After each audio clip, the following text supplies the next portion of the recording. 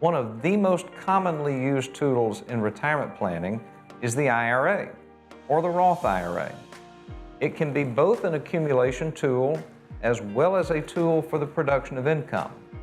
A qualified plan, such as a 401k, is generally used for accumulation. At retirement, I play a fiduciary role in helping clients determine where their best interests are maximized.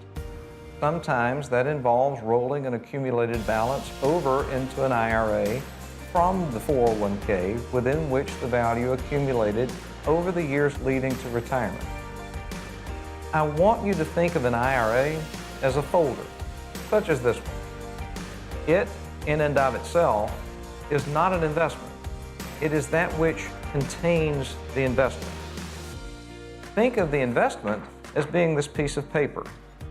The IRA can own a mutual fund, or shares of stock, or a bond, or ETFs. It can hold alternative securities. It can hold cash, money market accounts, or certificates of deposit.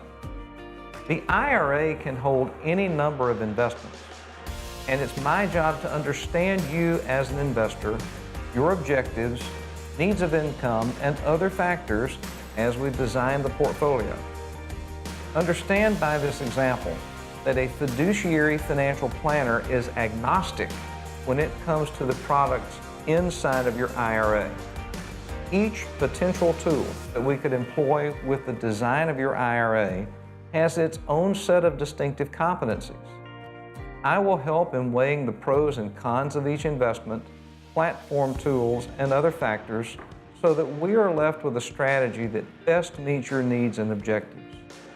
If you are retiring and considering the rollover of your qualified plan balance, or if you've changed jobs and remain with the balance in an inactive plan, please give us a call. We would welcome the opportunity to help you evaluate the course of action that is best for you.